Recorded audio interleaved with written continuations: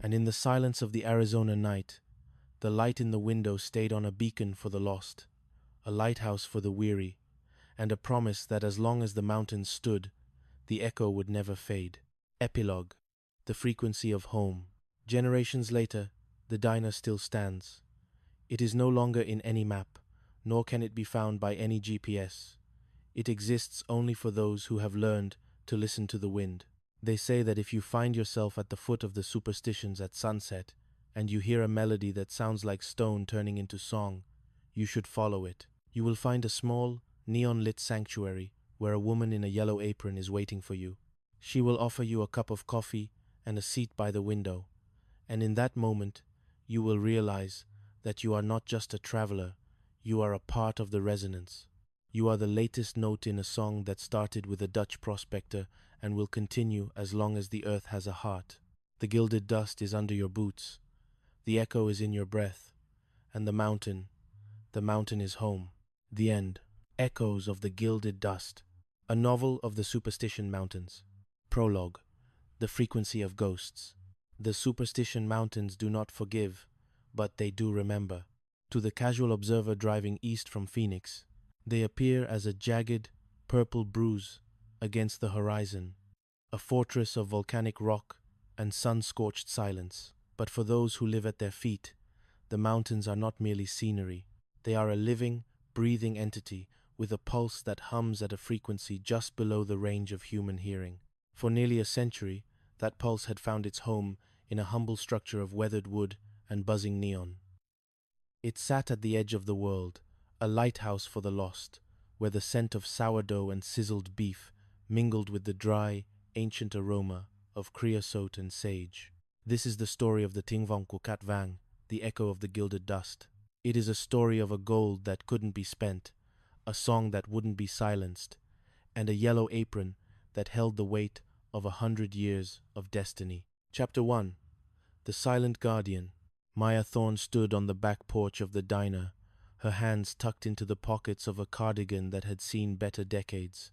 The air was turning, that sudden, sharp cooling that happens in the Arizona desert the moment the sun slips behind the weaver's needle. She was 74 years old, though her eyes held the sharpness of a hawk. Her hair, once a deep chestnut like her grandfather Mel's, was now a shimmering silver, braided tightly against her head. She looked at the mountains, and for a moment she could swear she saw the shimmer of the gilded dust, not the gold of the prospector's fevered dreams, but the spiritual residue of every soul that had ever sought refuge in these canyons. In the years following Mel's passing, Maya had become the unintentional high priestess of a global movement. In a digital age where every human experience was quantified by algorithms and likes, the world had grown soul-weary. People were starving for something they couldn't find on a screen. Silence. Maya had refused to turn the diner into a museum. She had turned down offers from tech billionaires who wanted to build wellness retreats in the shadow of the peaks. Instead, she had maintained the sanctuary. "The silence isn't for sale, Mr. Sterling," she had told the late Arthur Sterling years ago. Now, his successor, a sharp-featured woman named Clara, was sitting at the counter inside. Maya could see her through the window. Clara wasn't holding a briefcase. She was holding a vintage Gibson guitar. It was a gesture of peace, or perhaps a white flag. Maya stepped back inside. The bell above the door chimed a sound that had remained unchanged since 1948. "The burgers are still flipping, Clara," Maya said, her voice like soft gravel. "Jacob's grandson is on the grill today. He's got the touch." Clara looked up. She looked tired, the kind of exhaustion that comes from living in a world of glass and steel. "I didn't come for the land, Maya. I came because I heard the song. I was in London, in a boardroom on the 40th floor, and I felt a vibration in my teeth. I realized I was hearing the echo." Maya poured 2 cups of coffee, $3. The price hadn't changed in 20 years. "I am listening now," Clara whispered. They sat in silence for a long time. This was the silence of Thorn. It wasn't the absence of sound, but the presence of peace. Maya knew that this was her legacy, preserving this hole in the digital net, a place where the 21st century couldn't reach. But as the night deepened, Maya felt a familiar shiver, A change was coming. The desert was stirring. The cycle of the yellow apron was about to begin again. Chapter 2. The Girl from the East. The bus dropped her off 3 miles from the diner. Sarah Hyatt didn't mind the walk. She had been walking for most of her 23 years, walking away from a life that felt like a cage, walking toward a destiny she could only feel as a tug in her chest. She was the color of the desert, skin sun-kissed and dusted with the fine, red grit of the trail, hair the color of parched straw, and eyes that were a startling, electric blue, the exact shade of the Arizona sky at high noon. She carried a tattered guitar case held together with duct tape and a backpack that felt like it was filled with lead. Every step was a struggle, her boots worn thin, her spirit worn thinner. She had spent her last $40 on the ticket from Virginia, fueled by a name her mother had whispered on her deathbed, Mel's. As the neon sign of the Gilded Dust came into view, Sarah felt her knees tremble. The sign buzzed a low-frequency hum that seemed to sync with her heartbeat. Zeta zeta zeta, Mel's Diner, zeta zeta zeta, open. She pushed open the door. The smell hit her first, the comforting, greasy embrace of 1,000 breakfasts. It smelled like home, even though she had never been here. She walked to the far end of the counter, choosing the exact stool where, decades earlier, a woman named Alice had once sat. She slumped her shoulders, the weight of the guitar case leaning against her leg. Maya was there in an instant, a damp rag in her hand. She didn't ask for an order. She didn't ask for ID. She simply looked at Sarah's eyes, those blue, searching eyes. "I'm looking for work," Sarah said, her voice cracking. I heard this place takes in people who need a second chance." Maya froze. The rag stopped its rhythmic circling. She looked from Sarah to the framed photograph on the wall, the one of Mel and Alice standing in front of the mountain. The resemblance was more than physical. It was an aura. "What's your name, Hyatt?" Maya asked. The name slipped out instinctively, a memory from a future she hadn't lived yet. The girl's head snapped up. "How did you—" "My name is Sarah. But my mother was a Hyatt. She said the mountains knew our family." Maya felt the air in the diner grow thick with resonance. The ting vong wasn't just a sound. It was a thread, weaving through time, pulling the right people back to the center of the web.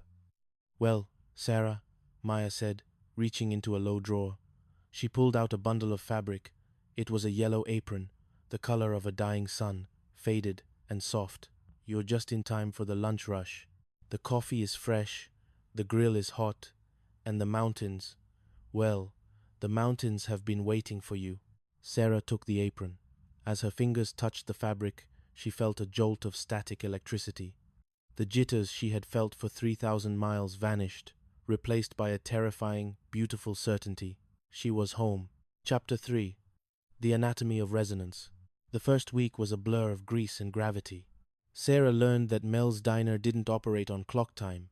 It operated on mountain time. The breakfast rush wasn't a schedule. It was a tide. Truckers would roll in, their eyes red from the long haul across the I-10, looking for the Resonance coffee, a brew Maya made with water piped directly from the hidden spring in the canyons. "Don't think about the orders," Maya instructed Sarah on the third morning. "Don't try to remember who wants sourdough and who wants rye."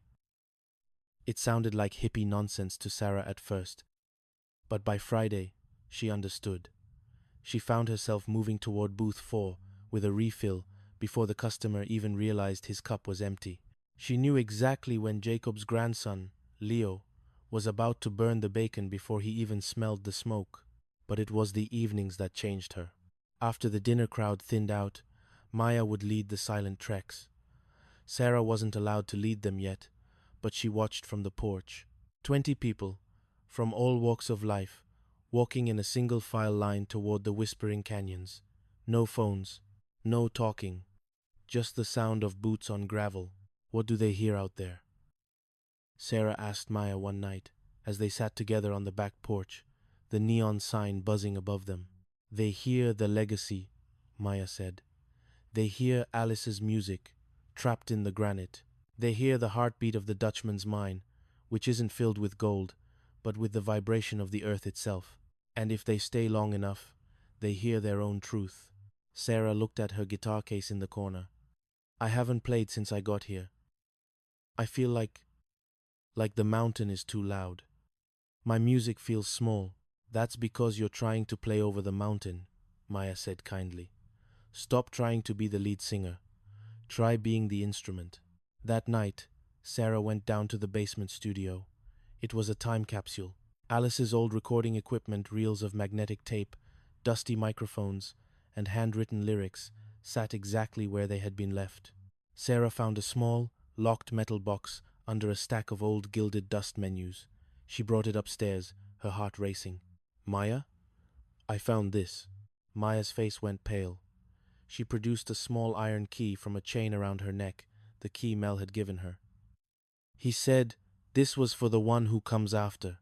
I thought he meant me, but I'm just the bridge. You're the destination. The box clicked open. Inside was a single, unlabeled master tape. They threaded it through the old Revox reel-to-reel player. The machine groaned, the smell of warm vacuum tubes filling the small room. Then, through the hiss of age, a voice emerged.